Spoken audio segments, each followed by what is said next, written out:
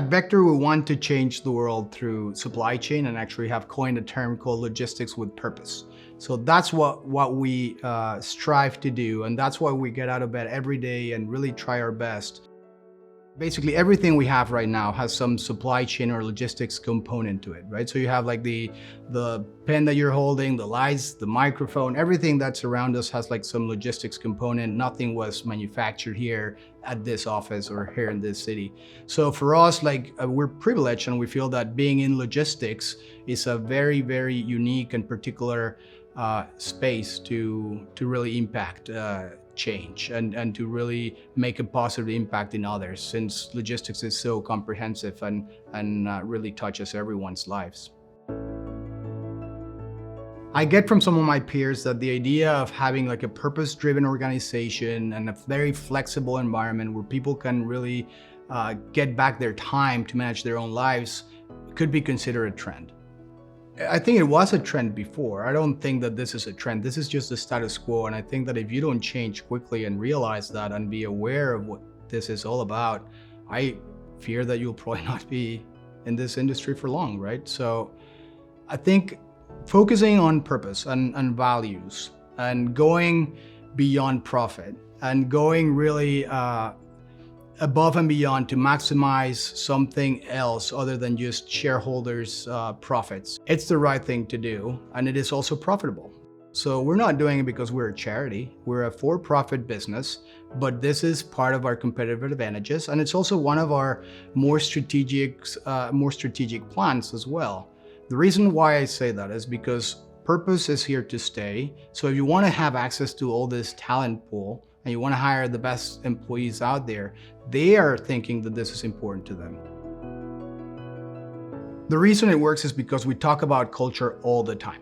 In our staff meetings, in our just regular phone calls, and we use culture. So for us, culture and our values and our purpose is not something that we kind of say we have. It's not something that we have a poster somewhere in our office. We just use it for hiring, we use it for selecting clients, we use it for selecting suppliers.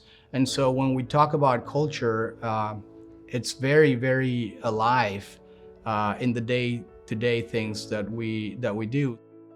We went through the pandemic, and of course it was hard work, and of course it was a tragedy for the entire world, but we also felt like, well, this is a good strategy, that we can do this. We are handling this efficiently and effectively, and I think the culture was the #1 competitive advantage before, but after the pandemic, there was zero questions about it.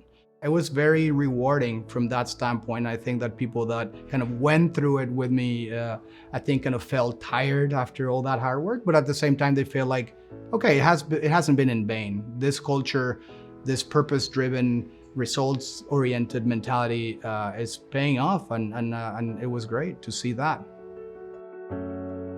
And so the way we think about it and make it real, how we're trying to change the world, is really 4 things. One is hiring more people and growing as a company. I think that having people that join our company and just bringing them over, I think that's a very, very good way of changing the world.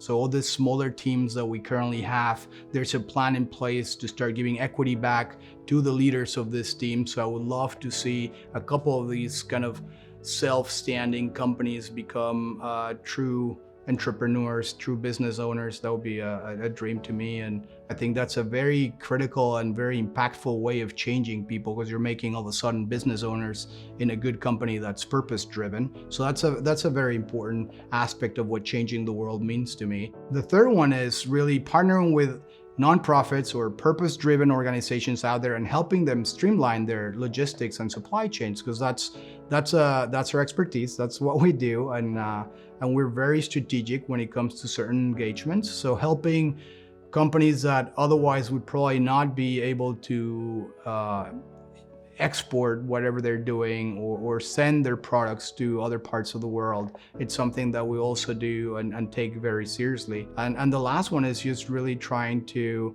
inspire other companies outside of Vector to adopt a similar mentality or similar model and try to see that going beyond profits is really what's going to not only change the world, but it's going to make your company more profitable. So Vector is not like a one huge company. I mean, it is, but at the same time, when it comes to day to day, we're a group of smaller companies, all led by different people. And so what we're trying to do is talk to them and ask them what kind of causes they're passionate about. So as opposed to imposing something from the top down, we're letting our leaders and people that are working with us define their purpose differently. So we go from helping dog shelters, we go from running certain 5Ks to homelessness to foster homes, different things. We have actually worked with 34 different organizations last year alone, and we will continue to encourage people to come to the company and bring whatever concerns they have and leverage Vector and what we do to help them and help their causes. Now, at a more corporate level, if you will, we do support and have partnered with three main organizations. One is Serve here in Atlanta, and for every container we move in the US, we're donating 50 meals to children. In Kenya, in Mexico, we partner with an organization called Canica, and they help children with cancer and their families. And in Chile, we have partnered with an organization called Quenil, and they help children with special needs. When the Ukraine happened, we had already been doing this, and it's part of who we are and how we proceed when it comes to not only natural disasters, but things like this that are horrifying. We started by sending products and leveraging logistics to actually help send products to the Ukraine. But the first thing we did was just openly talk to people. We have agents and good friends in the Ukraine, so we're talking to them regularly and trying to find out what they needed. And it was very clear that they needed a lot of supplies. So as of now, we have shipped over 500,000 pounds of supplies. It's been ongoing, and we now continue to host like a monthly call, which I will send the information to you. So if anyone's listening to us, they can join us. We are already a boutique logistics company with presence in different parts of the world. And what we have set up to do is really continue leveraging logistics to change the world. So my vision and hopes, and something that we're working very hard to do, is trying to inspire other companies, trying to inspire some of our suppliers, making sure that they come and join us in this kind of quest or movement, if you may, that we have going on, so that they can help us in the same way, or at least in similar ways that we are. For everything that we ship, we're donating. For everything that we do, we're trying to change this mindset. So that's kind of the aspiration. I think that's the future. We wouldn't be where we are if it weren't because of the team that I have. They're hardworking, professional, self-driven, they're committed.